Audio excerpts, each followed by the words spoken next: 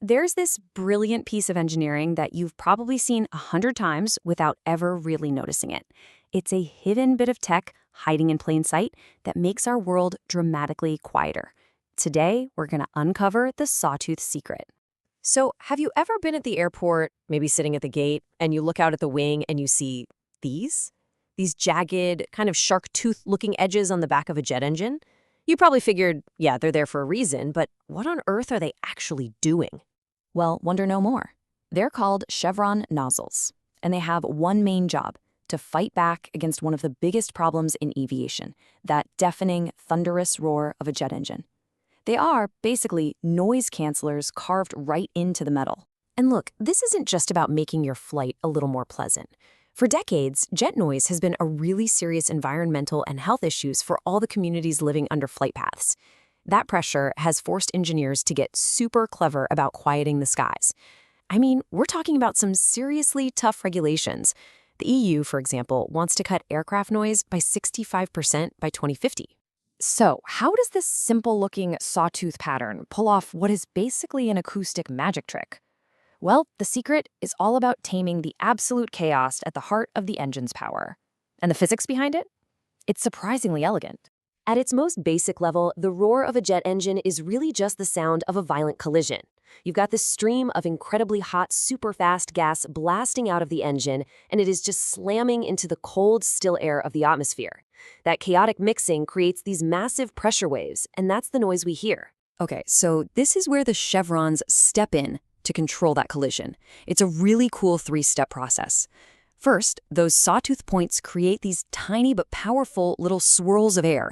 They're called streamwise vortices. Now, think of these vortices as thousands of tiny invisible spoons. And those spoons, they get to work immediately, stirring the hot exhaust and the cool outside air together way more quickly and smoothly. This controlled mixing breaks down those big, loud pockets of turbulence into much smaller, much quieter ones. Now, here's the crucial thing to understand. Chevrons don't just act like a mute button. They're more like a super smart audio equalizer. They actually shift the sound. Without them, you get that loud, deep, low-frequency rumble that can travel for miles. With chevrons, you get smaller turbulence, which produces a quieter, higher-frequency noise. And here's the kicker. High-frequency sound just gets absorbed by the atmosphere much faster. It doesn't travel nearly as far. But in the world of engineering, there's no such thing as a free lunch. It's never that simple. There's always a trade-off. And here, it's a fascinating balancing act between making an engine quieter and keeping it powerful.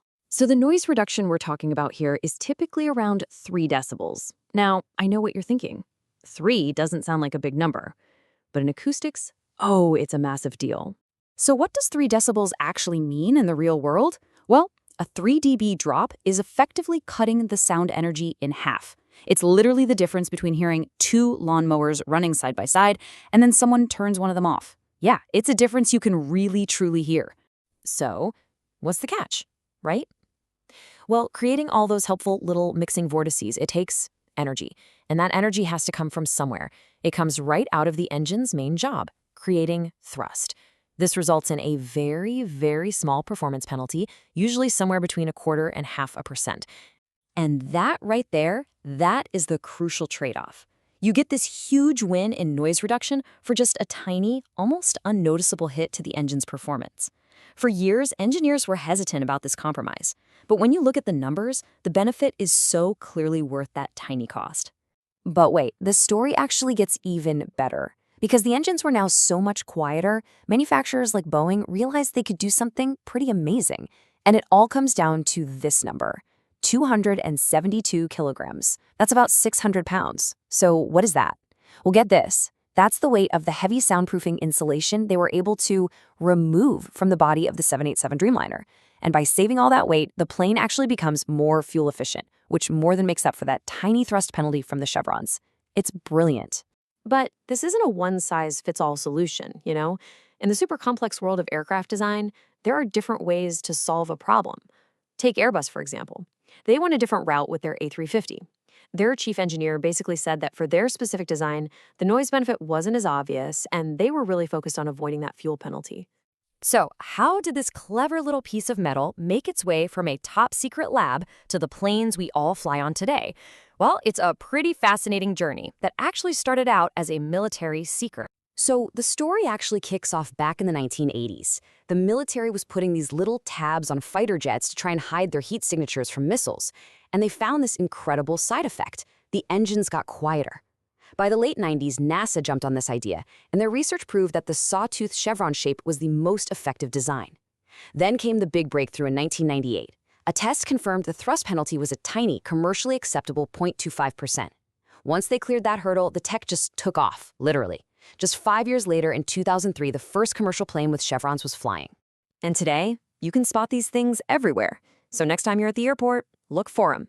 They're a signature feature on the Boeing 787 Dreamliner, the big 747-8, and the 737 MAX. And they're built into some of the most powerful engines from makers like GE and Rolls-Royce. Okay, so what's next for this brilliant little piece of engineering? I mean, after all this success, the chevron isn't just standing still.